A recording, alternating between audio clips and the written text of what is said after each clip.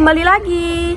Jadi di sini saya akan menjelaskan sedikit tentang analisa longsoran. Nah, analisa longsoran itu memiliki 5 jenis utama, yaitu yang pertama adalah bidang atau planar, yang kedua adalah baji atau wedge, yang ketiga adalah jungkiran atau toppling, yang keempat adalah busur rotasional atau sirkular, dan yang kelima adalah kombinasi dari semuanya atau yang kita biasa sebut compound atau combine. Nah, di sini saya akan menjelaskan tentang ada di sini kalian bisa lihat di sebelah sini ada sebuah foto. Nah, ini adalah foto dari contohnya adalah longsoran.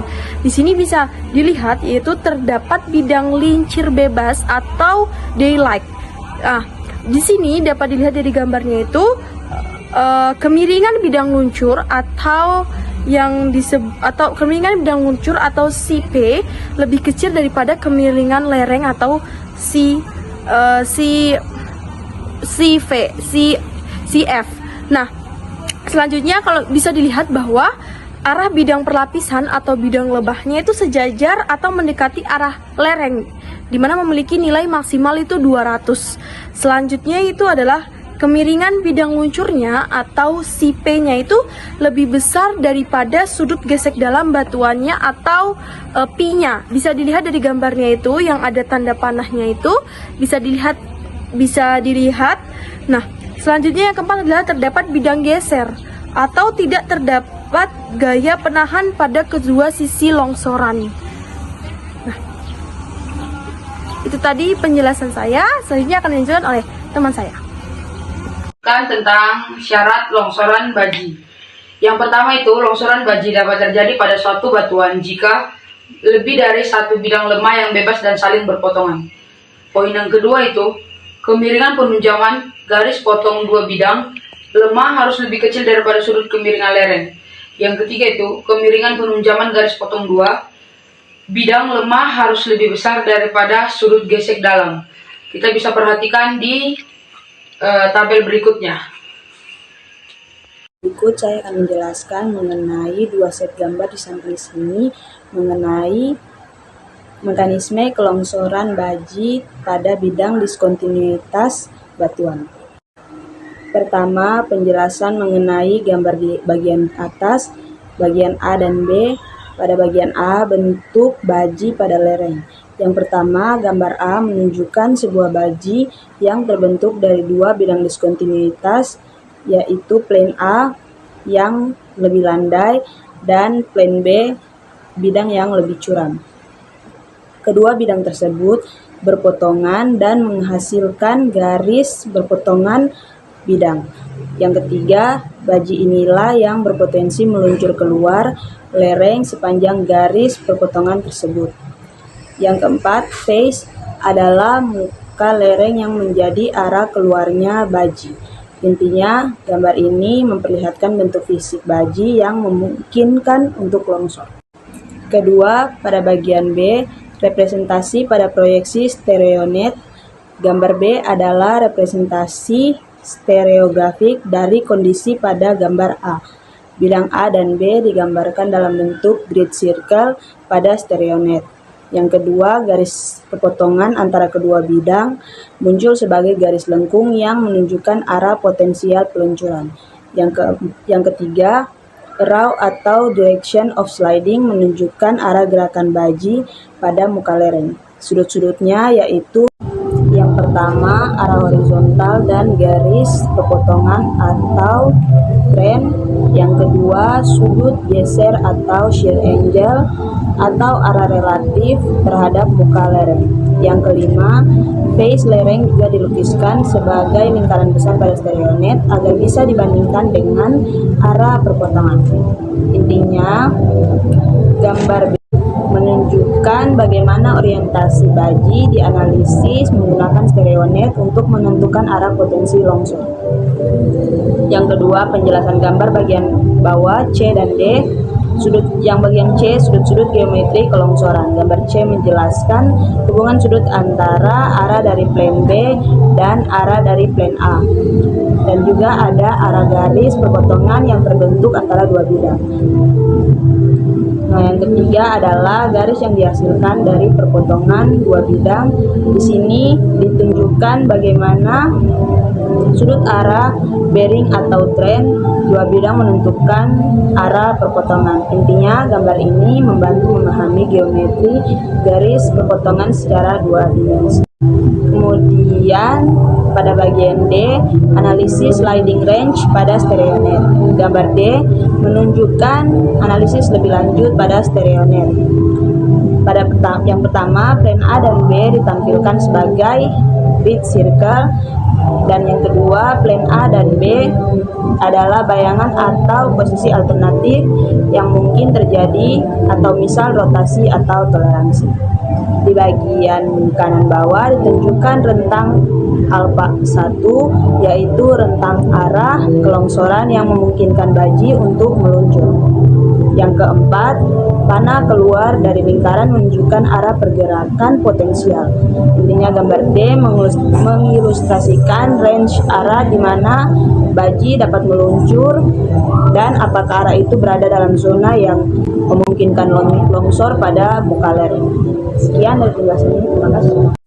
Oke, pada saat ini saya akan menjelaskan tentang apa itu jungkiran longsoran jungkiran. Longsoran jungkiran adalah jenis longsoran di mana massa batuan roboh ke depan dengan cara berputar pada satu sumbu. Pergerakan ini terjadi karena kondisi kekar atau bidang lemah yang berlawanan arah dengan kemiringan lereng umum yang dipicu oleh gravitasi dan kandungan air pada rekahan. Kemudian jenis-jenis dari longsoran jungkiran. Yang pertama adalah block toppling.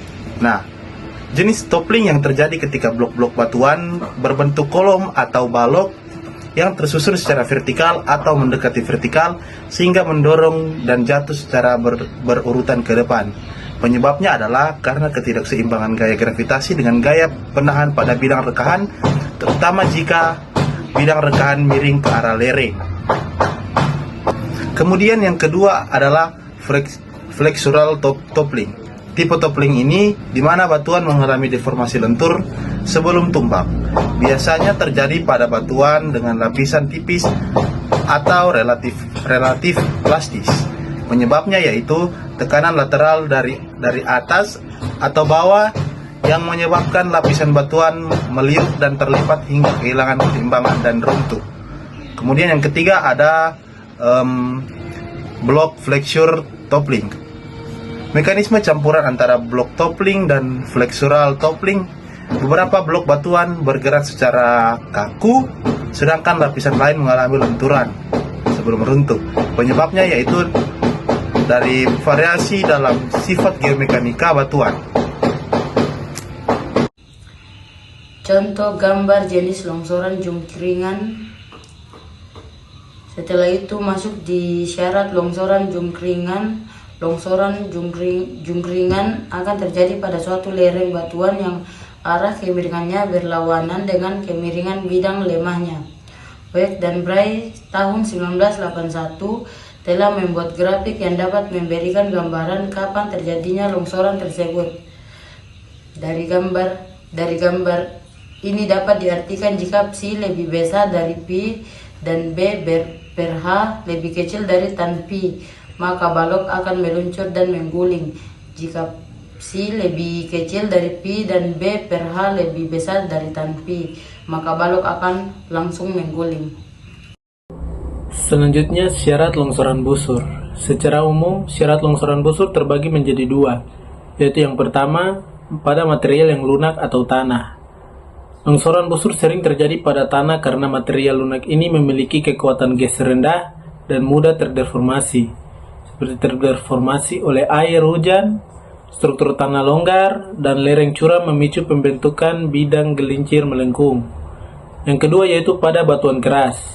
Pada batuan keras, longsor busur dapat terjadi jika batuan tersebut sudah mempunyai pelapukan, mempunyai bidang-bidang lemah atau rekahan yang sangat rapat, dan tidak dapat dikenali lagi kedudukannya.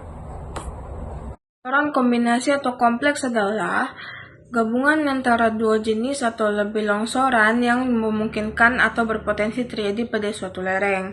Misalnya, Kombinasi longsoran bidang dengan longsoran baji atau kombinasi longsoran bidang dengan longsoran busur. Nah, contohnya itu yang A, deformasi lereng batuan di Stampa Norwegia yang dijelaskan oleh Bohmin 2013, dan B, analisis reruntuhan lereng pada lereng kuarsit yang dijelaskan oleh Leon 2014. Nah, gambar selanjutnya yaitu menggambarkan tentang diagram Streonet, penentuan strike dip dan pole. Gambar bagian A, bidang dengan arah strike, menunjukkan bola stereografis dengan arah mata angin. Garis lengkung menunjukkan posisi suatu bidang dengan diproyeksikan. Tanda panah menunjukkan nilai asimut 130 derajat yang merupakan arah strike dan arah jurus. Nah, gambar bagian B itu bidang dengan dip dan pole. Bidang dengan geologi ditampilkan sebagai garis melengkung. Nilai dip yaitu kemiringan ditunjukkan misalnya 50 derajat. Titik pole atau kutub bidang adalah titik tegak lurus terhadap bidang. Pole digunakan untuk analisis kestabilan lereng dengan kinematik longsor.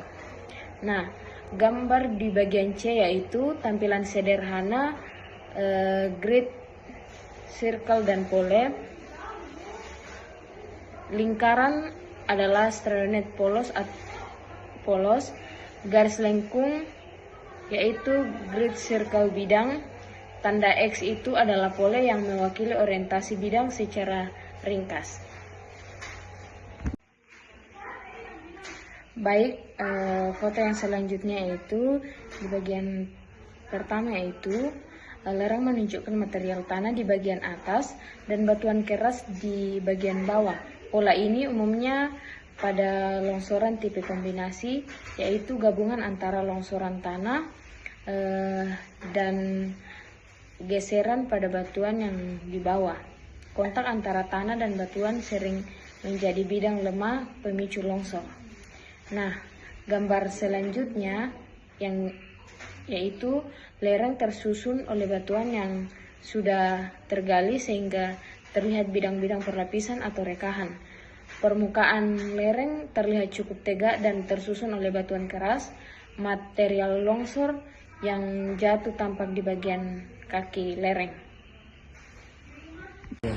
Selamat sore, saya akan membacakan jurnal tentang analisis longsoran. Yang pertama, 2.5 menentukan besar sudut perpotongan baji dan arahnya di Streonet. Hasil dari prosedur ini adalah plung dan drain dari garis perpotongan yang sering ditulis sebagai 20,5 derajat. Orientasi ini sangat penting untuk analisis stabilitas biji karena menentukan arah di mana biji akan meluncur jika menjadi tidak stabil. Sedangkan 2.6 adalah menentukan besar sudut antara dua kutub orientasi kekar. Sudut 64 derajat ini adalah sudut yang dibentuk oleh dua bidang kekar yang diwakili oleh kutub A dan kutub B. Jika sudut ini kecil, misalnya kurang dari 30 derajat, kedua bidang kekar tersebut hampir sejajar. Jika sudut ini mendekati 90 derajat, kedua bidang kekar tersebut hampir tegak lurus. Nilai 64 menunjukkan bahwa kedua bidang kekar tersebut berpotongan pada sudut yang cukup tajam. Sekian.